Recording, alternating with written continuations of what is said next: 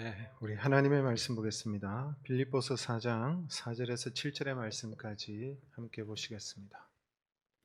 빌립보서 4장 4절에서 7절 말씀 우리 한 목소리로 함께 합독하겠습니다. 주 안에서 항상 기뻐하라. 내가 다시 말하노니 기뻐하라. 너희 관용을 모든 사람에게 알게 하라. 주께서 가까우시니라.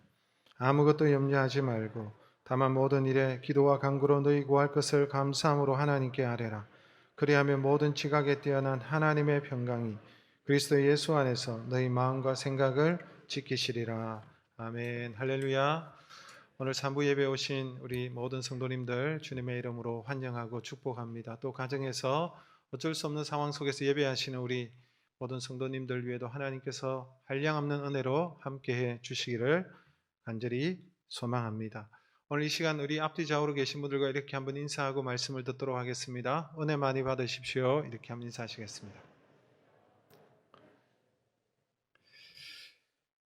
오늘부터 다음 주까지 마음을 지키는 비결이라는 제목으로 함께 말씀을 나누기를 원합니다. 여러분, 세상에서도 모든 것이 마음먹기에 달렸다 이런 말들 많이 들어보셨죠? 마음먹기에 달렸다. 이 말이 무슨 말입니까?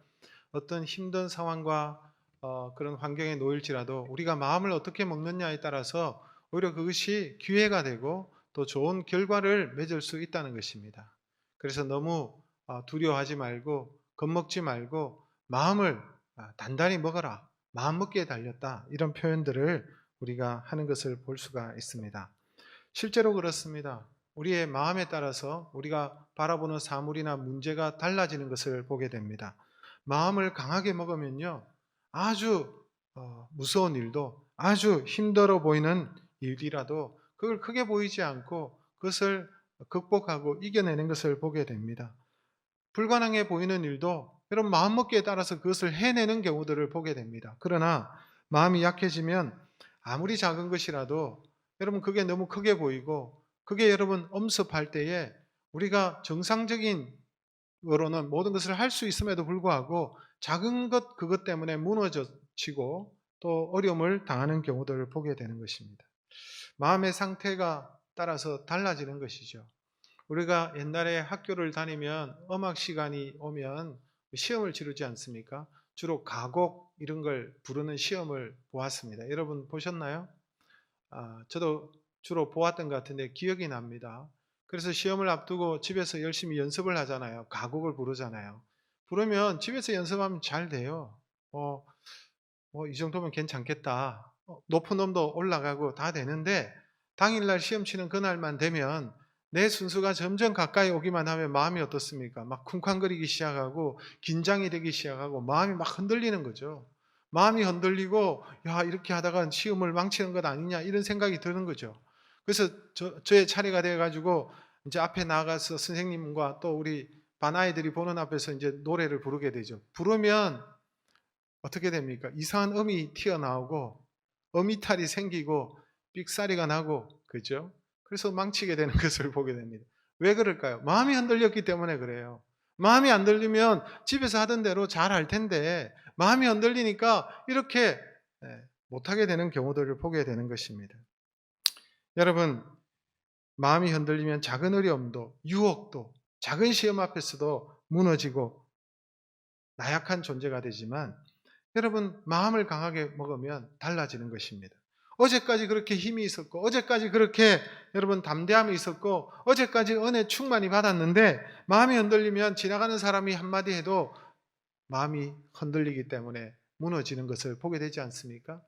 여러분 엘리야 선지자도 그랬습니다. 엘리야 선지자 얼마나 놀라운 능력의 종이었습니까? 엘리야 선지자 하면 여러분 하늘에서 불을 내리는 선지자였잖아요. 바알과 아세라 선지자, 그 우상을 섬기는 선지자 850명과 자기 혼자서 그것을 홀로 그 850명을 감당하면서도 주눅 들지 않고 그런데 하늘에 문이 열려서 불이 떨어지는 그런 역사 있지 않았습니까? 3년 6개월 동안 가뭄이 들고 비가 오지 않았음에도 불구하고 그가 하나님 앞에 엎드려 기도하니까 하늘의 문이 열려서 비가 내리는 거예요.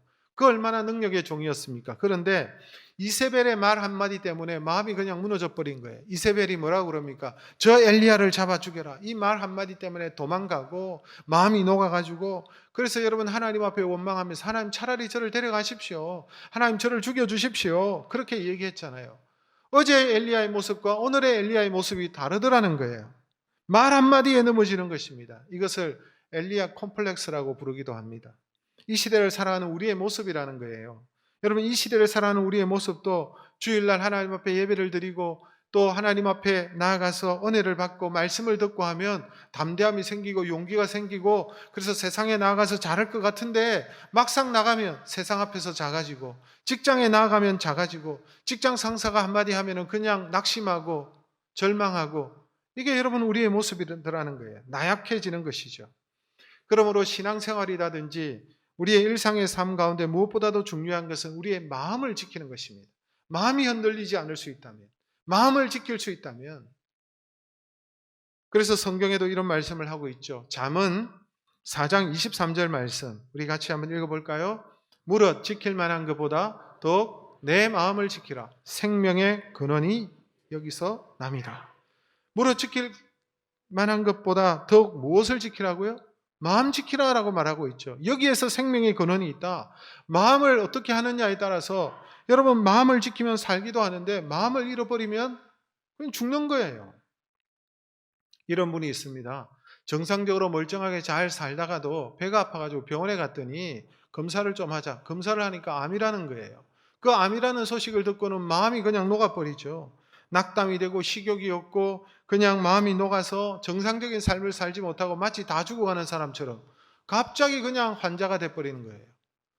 여러분, 사실 그전에는 물론 암이 진행되고 있었지만 멀쩡하고요, 잘 먹고 식사도 잘하고 힘도 있고 전혀 살아가는데 문제가 없었어요. 그런데 어느 날 암이라는 말 한마디 때문에 그냥 사람이 그냥 맛이 가버린 거예요.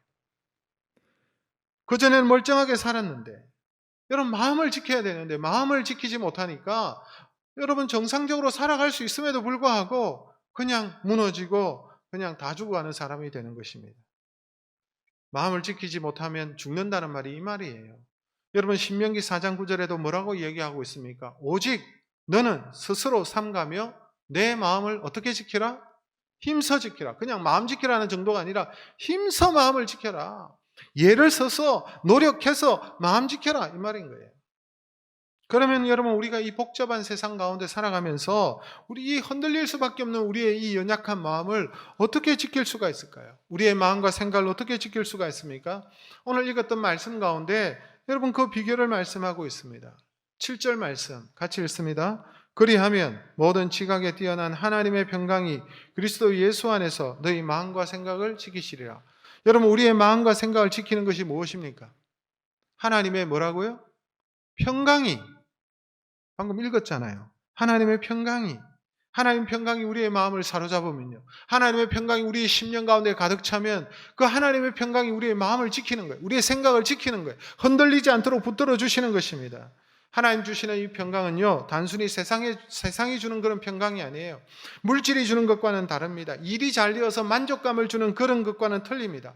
술 한잔 먹고 잊어버리며 망각을 통해서 여러분 오는 그런 것과는 완전히 다른 것이죠. 마음이 괴로우니까 그냥 술 한잔 먹고 그냥 잊어버리자. 거기에서 오는 여러분 평강이 그 평강이 아니죠. 근데 주님께서 주시는 이 평안은요, 세상이 줄 수도 없고 세상이 이해하지도 못하는 평강이라고 말씀하고 있잖아요. 요한복음 14장 27절 같이 읽어볼까요? 평안을 너희에게 끼치노니 곧 나의 평안을 너희에게 주노라. 내가 너희에게 주는 것은 세상이 주는 것 같이 아니하니라. 너희는 마음에 근심도 말고 두려워하지도 말라. 보세요, 세상이 주는 것은 일시적인 것이고 찰나적인 것이고 이따가 금방 없어지는 그런 것들이죠. 그런데 하나님께서 주시는 평강은요, 사라지지 않는 계속되는 평강입니다. 그런데 이 하나님의 평강에 왜 그러냐니까 하나의 단서가 붙어 있어요. 모든 지각에 뛰어난 하나님의 평강이다. 이 말을 오해하시면 안 됩니다. 하나님도 지각을 하시는구나, 그렇게 이해하시는 분은 없죠? 여기서 말하는 지각이라는 것은 무슨 뜻이냐? 모든 지식에 뛰어난 하나님이시라는 거예요. 모든 지식에 뛰어난 하나님. 하나님께서는 모든 것을 아시는 하나님이시라는 거예요. 여러분, 나에 관해서 내가 잘 알까요? 하나님이 잘 아실까요? 내가 잘 알지 뭐. 하나님이 나에게 관심이나 있어? 이렇게 생각하시는 분이 있습니까? 나에 관해서 여러분 하나님이 훨씬 더 잘 아시죠. 여러분 우리의 오장육부가 지금 어떻게 무슨 일이 일어나는지 여러분 아십니까? 여러분 삶 가운데 앞으로 10분 뒤에 1시간 뒤에 어떤 일이 일어날지 여러분 아십니까? 여러분의 자녀에 대해서 여러분 잘 알고 계시나요? 자녀의 고민이 뭐고, 자녀가 어떤 생각을 하고 있고, 자녀가 지금 어떻게 힘들고, 여러분 아십니까? 조금 알 수 있는지는 모르겠지만, 여러분, 그러나 하나님은 모든 것을 아시는 거예요. 하나님은 지식에 뛰어나신 하나님, 모든 지각에 뛰어나신 하나님, 전지하신 하나님이시기 때문에 하나님은 다 아시는 거예요. 나의 안고 일었음을 아시고 나의 과거와 현재와 앞으로의 우리의 미래까지 다 아시는 하나님. 그 하나님은 가장 정확하게 나를 알고 계시고 하나님은 가장 자세하게 우리를 아시는 분이십니다. 그러므로 우리의 문제를 가장 잘 알고 계신 그 하나님 주시는 그 평강이, 그러니까 그 하나님의 평강이 여러분 우리의 마음을 지킬 수가 있는 거예요. 다 아시니까, 우리가 뭐가 필요하니까, 우리가 어떤 상태니까 잘 아시니까. 그래서 여러분 우리의 문제도 잘 아시는 그 하나님께서 여러분 해결 방법도 정확하게 알고 계신 거예요.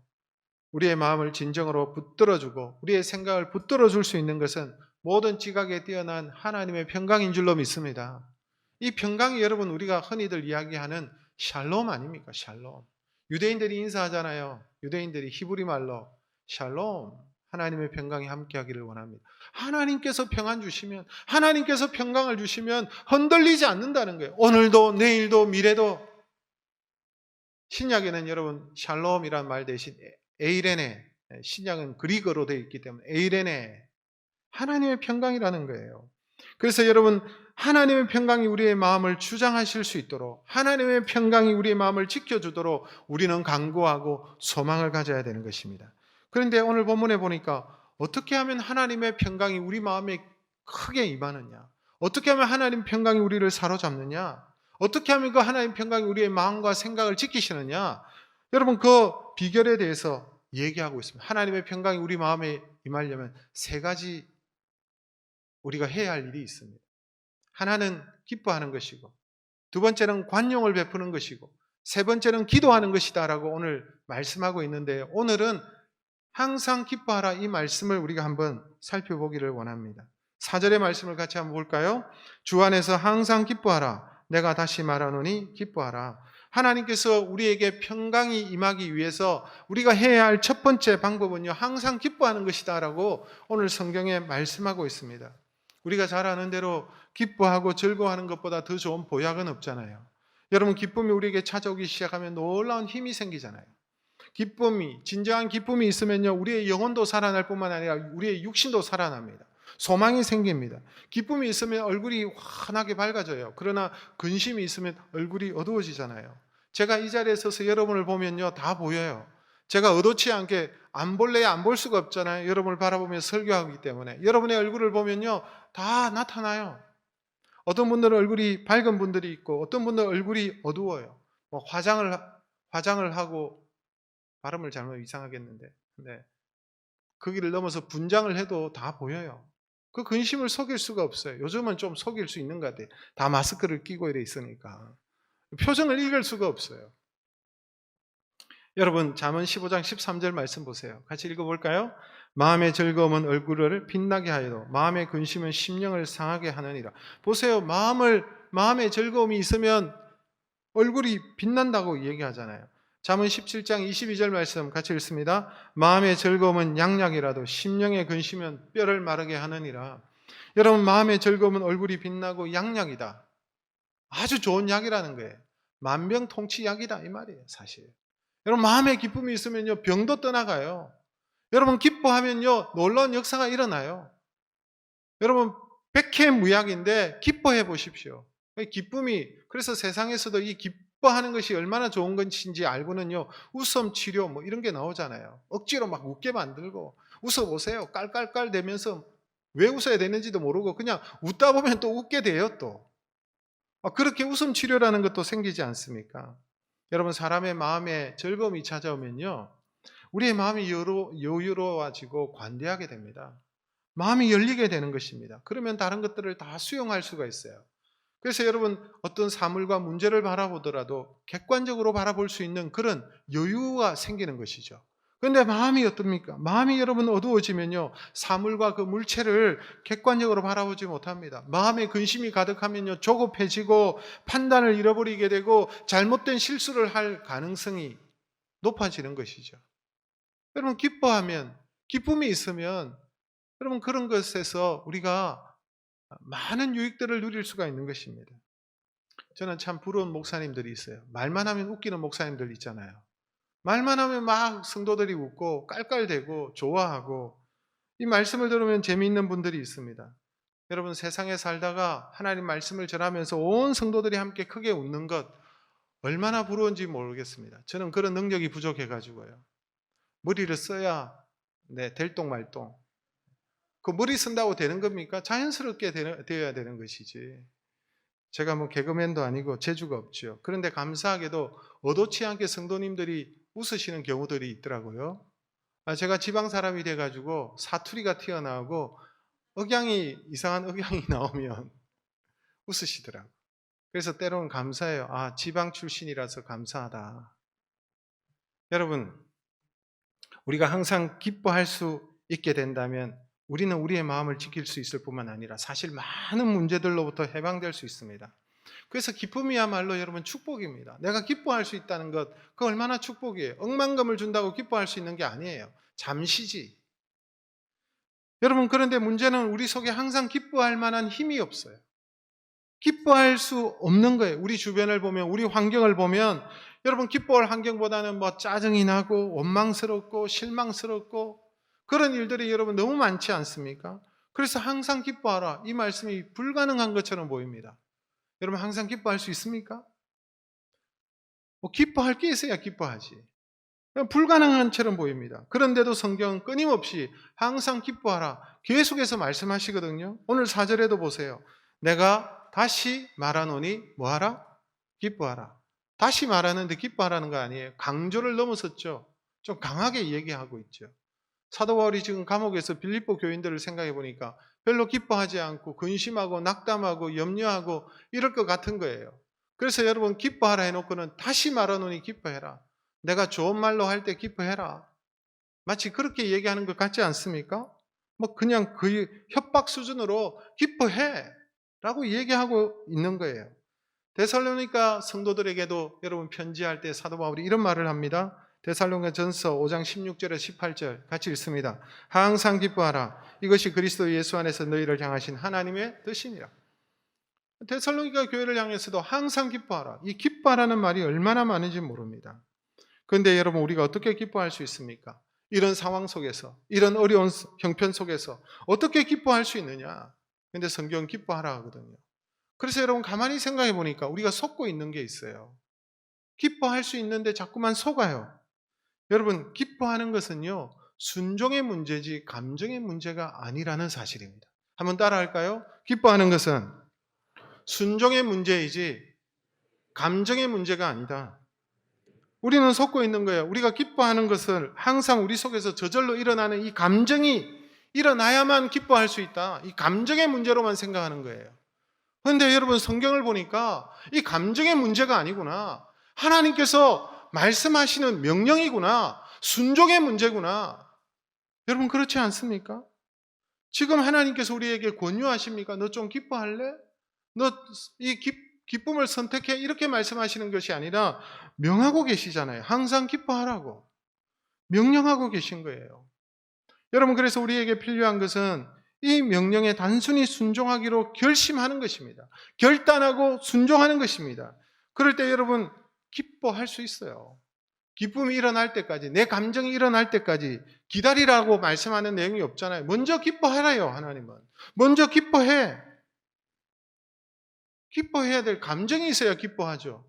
근데 여러분 세상에 믿지 못할 게 감정 아닙니까? 세상에 믿지 못할 게 감정. 우리는 감정에 자꾸만 속고 있는 거예요. 기뻐할 감정이 생겨야 기뻐하지. 감정 따라 여러분 우리가 기뻐하고 즐거워하는 그거 아니에요. 그거 속는 거예요. 아침의 감정이 여러분 점심 때까지 가던가요? 그 점심의 감정이 여러분 저녁 때까지 지속됩니까? 그렇지 않잖아요. 우리는 자꾸만 감정에 가장 믿을 수 없는 것이 이 감정인데 이 한국 사람들은 더 감정이 이게 이성적이지 않는 그런 경우들 감정 상하면 다 수틀리면 다 끝나는 거예요. 폭탄이 되는 거죠. 여러분 남녀가 연애할 때 내가 너를 사랑해. 나는 너 없이 못 살아. 내가 평생 너만 사랑할게. 그래서 절벽에 올라가서 꽃 끄다가 주잖아요. 그렇죠? 안 그래 보셨어요? 여자들은 왜 자꾸만 절벽에 있는 꽃을 꺾어달라고 하는지 모르겠어요. 남자의 진정성을 보려고 그런 정말 이 남자가 나를 사랑하는지 확인하고 싶어서 그런 것 같아요. 그 꽃 따라가다가요 돌아오지 못하는 남자가 많잖아요. 그랬던 마음이었는데 그렇게 사랑한다고 했는데 그게 얼마나 가요? 그 감정이 자꾸 속는다고요. 우리는 신앙은 여러분 감정을 따라가는 것이 아닙니다. 신앙은 감정을 따라가는 것이 아니라 무엇을 따라가야 돼요? 말씀을 따라가는 거예요. 말씀을. 우리는 자꾸만 착각하는 거예요. 내 막 가슴이 뜨거우면 물론 여러분 우리가 감정과 열정이 생기기도 하지만은 여러분 어떤 사람은 감정에 아주 민감한 사람이 있고 어떤 사람은 가장 이성적이고 덜 감동을 받는 사람이 있습니다. 우리는 감정을 따라가는 것이 아니라 말씀을 따라가는 자가 되어야 되는 것입니다. 만약 우리가 감정을 따라서 신앙생활하면요 바람에 나는 겨처럼 바람 불 때마다 이 감정이 주체를 못 해가지고 그렇게 되지 않겠습니까? 자꾸만 우리는 감정에 속는 거예요. 여러분 말씀을 따라가다 보면 말씀에 순종하면 기적이 일어나고 이 말씀을 쫓아 순종하고 결단하고 살아가면 감정도 따라와요. 감정도 따라오고 말씀에 순종하니까 기적의 역사도 보고 우리의 삶의 변화가 일어나고 할렐루야. 여러분 그렇지 않습니까? 언제까지 우리가 감정을 쫓아서 살아가야 될까요? 우리의 신앙생활이 언제나 감정에 묶여 있어야 될까요? 감정이 상하면요 완전히 원수지간이 되고 성도들끼리도 감정에 여러분 속으면 안 되는 것입니다. 우리는 약속의 말씀을 쫓아가야 되는 거예요. 나에게 기뻐할 감정이 없지만 그러나 말씀에 기뻐하라고 하시니까 아멘. 내가 기뻐하겠습니다. 감사하겠습니다. 그렇게 우리가 살아가야 되지 않겠습니까? 여러분 한번 따라해 보실래요? 단순한 순종이 기적을 낳습니다. 여러분 우리가 단순히 하나님의 말씀이니까 순종하면 그 순종할 때 여러분 기적의 역사가 일어나는 거예요. 한 청년이 있었습니다. 이 청년은 아주 고약한 그런 버릇이 있었어요. 이상한 버릇이 있었는데 종이를 찢는 거예요. 앉으면 종이 찢어. 눈에 보이면 종이란 다 찢는 거예요. 교회 오면 주보를 찢고요. 심지어는요 돈도 종이잖아요. 돈도 찢고. 그래서 여러분 종이를 찢지 않으려고 상담을 받고 치료를 받고 그래서 가면 이런 소리를 듣죠. 어릴 때 상처를 받아서 그래요. 어릴 때 부모에게 받은 상처 때문에 아니면 사랑을 받지 못했기 때문에 애정결핍이기 때문에 그래서 그 원인을 찾고 약도 먹고 뭐도 하고 그러는데 그때뿐이야. 안 낫는 거예요. 그래서 목사님에게 찾아가서 목사님 어떻게 하면 되겠습니까? 이 청년이 찾아온 거예요. 그래서 목사님 가만히 듣더니 청년에게 한마디 했습니다. 딱 한마디. 청년, 종이 찢지 마세요. 종이 찢지 마. 순종하세요. 이 청년이 그렇구나. 종이 찢지 말아야지. 그 종이를 계속 안 찢으려고 애를 쓸 때 그래 종이를 안 찢는데. 이 청년이 왜 내가 종이를 찢을까? 그 원인을 찾고 고민을 하고 계속해서 일주일 내내 고민하고 한 달 내내 고민하고 그 문제를 묵상하고 내가 상처가 있어서 그렇다던데 내가 그래서 이래서 그랬다던데 내가 무슨 상처를 받았지 상처도 기억도 안 나. 그런데 막 짜내는 거야. 내가 무슨 상처를 받았는지. 그래가지고 낫겠습니까? 순종하면 되지. 종이 찢는 거 안 좋은 거잖아. 찢지 마. 우리가 하나님 말씀에 단순히 그냥 순종하는 거예요. 순종하면 기적이 일어나게 될 줄로 믿습니다. 하나님 그래서 항상 기뻐하라 그러는 거예요. 이게 내 뜻이야. 기뻐해. 기뻐할 수 없는 상황 속에서도 순종하라는 거예요. 하나님은. 여러분 순종의 문제는 문제지 감정의 문제가 아니에요. 우리가 말씀을 따라 실천하는 것. 내 감정이 있어야 여러분 우리가 순종할래요? 그렇습니까? 아니잖아요. 신앙생활 그렇게 하는 게 아닙니다. 말씀 따라 하는 것입니다. 그래서 여러분, 믿을 수 없는 감정 때문에 어리석은 삶을 살아면 안 되는 거예요. 제일 믿을 수 없는 게 감정이에요. 그래서 항상 기뻐하라는 이 명령 앞에 변명을 달지 말고 순종하겠다고 결심하고 따르시기를 주님의 이름으로 축복합니다. 그래서 기뻐하면 하나님의 평강이 우리 마음에 임하고 우리의 마음을 지켜주시는 거예요. 그런데 주님께서 우리를 향해서 무조건 아무 생각 없이 기뻐하라고 말씀하시는 게 아니에요. 주님께서 기뻐하라고 하는 이유가 있습니다. 4절의 말씀을 보세요. 항상 기뻐하라 앞에 뭐가 달려 있어요? 주 안에서. 주 안에서 기뻐하라는 거예요. 주 안에서. 주 안에서 보니까 우리가 기뻐할 수 있는 수많은 내용들이 있지 않습니까? 우리가 세상을 바라보면, 세상의 환경, 형편을 바라보면, 내 주변을 바라보면 기뻐할 수 없지만 우리가 주 안에서 기뻐할 수 있는 내용들이 너무 많은 거예요. 하나님 앞에 서 있으니까 내가 기뻐할 수 있는 내용들이 엄청나게 많은 거지. 여러분, 우리가 가장 먼저 기뻐해야 될 것이 무엇입니까? 구원의 기쁨 아닌가요? 우리에게 하나님께서 구원의 기쁨을 주셨습니다. 우리가 영원히 죄로 말미암아 죽을 수밖에 없는 우리 인생을 우리를 구원해 주시고 십자가로 구원해 주시고 우리의 죄를 사하여 주시고 하나님의 자녀로 그 하나님의 사랑이 그 하나님의 은혜로 우리가 구원함을 받았으면 하나님의 자녀가 되었습니다. 그 구원의 기쁨이 우리가 있지 않습니까? 자다가도 벌떡 일어나서 나 같은 죄인을 용서해 주신 그 은혜를 생각할 때 여러분 자다가도 벌떡 일어나서 감사하지 않습니까? 어떨 때는 여러분 주님의 그 은혜와 사랑을 생각할 때 나도 모르게 눈물이 쏟아지죠. 내가 무엇이길래 이토록 나를 사랑하시는지 그 은혜를 생각할 때 그 기쁨이 여러분 세상이 주는 그 어떤 것과 비교가 되나요? 여러분 고아처럼 버려두지 않으시겠다고 내가 세상 끝날까지 함께 할게 약속하셨던 그 주님께서 그 약속대로 성령을 보내주셔서 우리와 영원히 함께 하시는 그 임마누엘의 은혜를 그 기쁨을 우리에게 주시지 않았습니까? 다 나를 떠난 것 같고 다 사람들이 나보다 먼저 떠나고 사랑하는 아내도 남편도 떠나지만 나 홀로 있는 것처럼 보이지만 그 순간에게도 나에게 찾아오셔서 아들아 내가 너를 사랑한다. 딸아 내가 너와 함께한다. 그 하나님의 그 품어주시는 그 주님의 사랑을 그 함께하시는 그 은혜를 우리가 누리고 있지 않습니까? 구하라 그러면 주실 것이요 두드리라 그러면 열릴 것이고 찾으면 찾을 것이다. 그 기도 응답의 기쁨이 우리에게 있지 않아요? 여러분 우리가 기도했을 때 수만 가지로 응답해 주시지 않았습니까? 주님 앞에 기도한 그 기도에 여러분 응답이 우리에게 있는 거예요. 그 기쁨이 있는 거예요. 그래서 아무리 어렵고 힘든 일이 일어나도 이 상황 속에서 하나님께서 나와 함께 하시고 나의 기도를 들으시고 나를 붙잡으시는 하나님이심을 생각할 때 여러분 우리가 그 모든 어려운 가운데서도 주 안에 있을 때 기뻐할 수 있는 것입니다. 우리가 드리는 하나님 앞에 드리는 헌신은 너무나도 작은 것인데 그런데 그 헌신을 받으시고 이 생과 내 생에서 100배의 축복을 주시고 갚아주시되 영생과 함께 주시겠다는 그 주님의 말씀에 우리의 소망이 있지 않습니까? 여러분 이 땅에 기껏 살아봐야 100년 아닌가요? 그런데 우리에게 영원한 이 세상과 비교할 수 없는 영원한 천국에 대한 소망을 우리에게 주셨잖아요. 그것을 생각할 때 우리가 무엇을 못 이기겠습니까? 왜 우리가 낭망해 있고 왜 우리가 근심하고 왜 우리가 염려하고 낙심합니까? 우리에게 찾아온 작은 경제적인 문제 때문에 사업이 좀 되지 않는다고? 질병이 좀 찾아왔다고? 낙심하고 낭망하십니까? 가정에 좀 어려움이 왔다고? 아이가 시험에 좀 못 봤다고? 애가 시험에 낙방했다고? 하늘이라도 무너진 것처럼 주저앉아가지고 낙심하고 그 감정에 사로잡혀가지고 낙담하고 쓰러져 있는 것이 정상입니까? 아니잖아요. 우리가 하나님 안에서 주 안에서 주신 그 기쁨을 생각할 때 항상 우리는 기뻐할 수 있는 줄로 믿습니다. 감정에 속지 마시라니까요. 하나님께서 우리에게 베풀어 주신 그 은혜를 생각할 때 기쁜 거예요.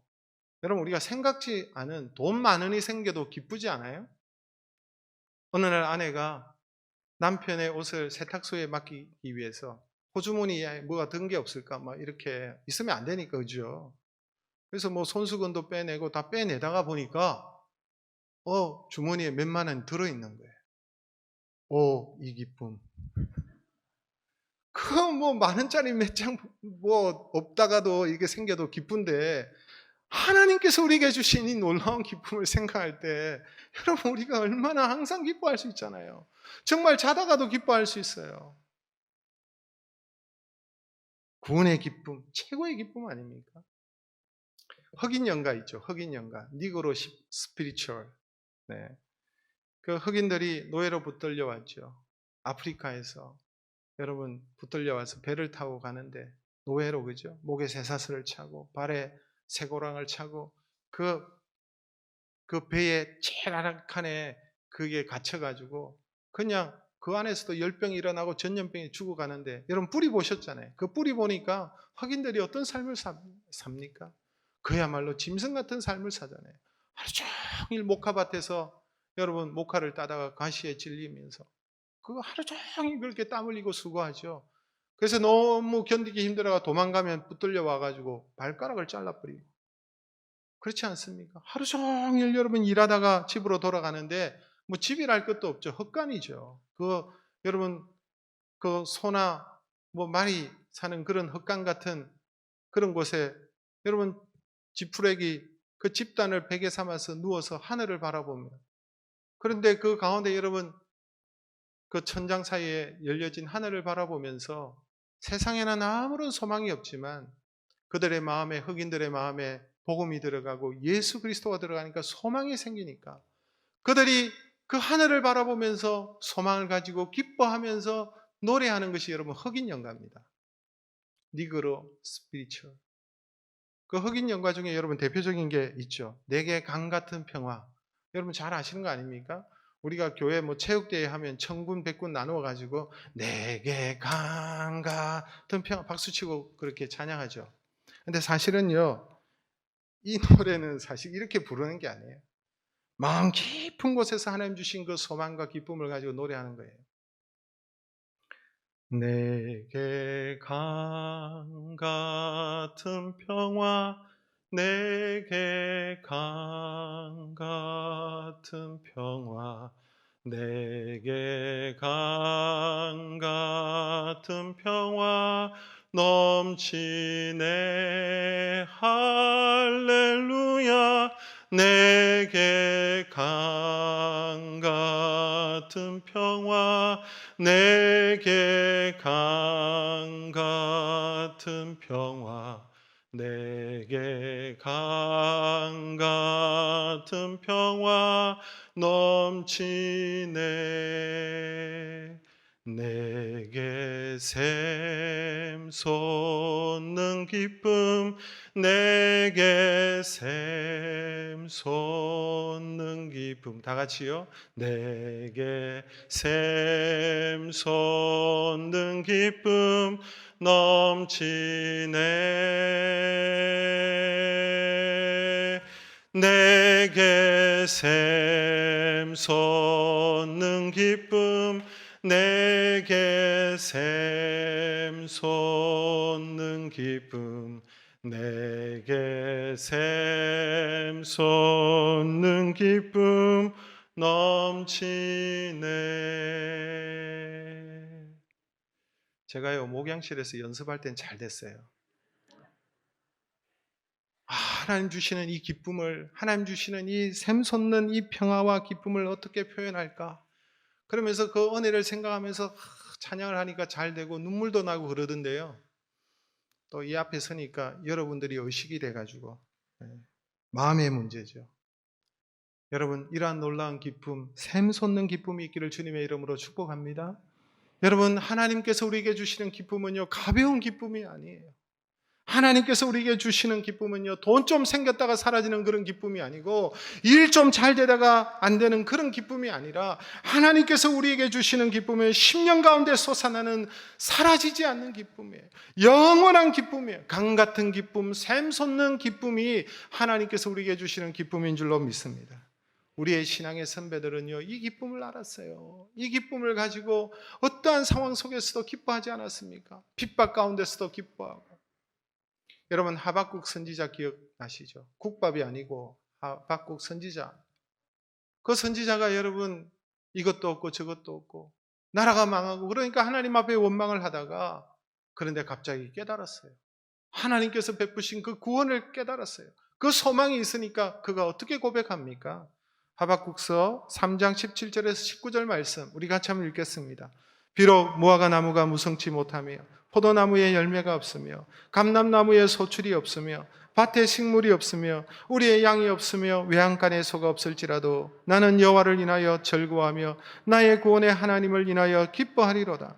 주 여호와는 나의 힘이시라. 나의 발을 사슴과 같게 하사 나로 나의 높은 곳에 다니게 하시리로다. 여러분, 하나님께서 우리가 기뻐해 할 수밖에 없는 넘치는 이유를 우리에게 주셨습니다. 우리의 문제는 항상 세상을 바라보이기 때문에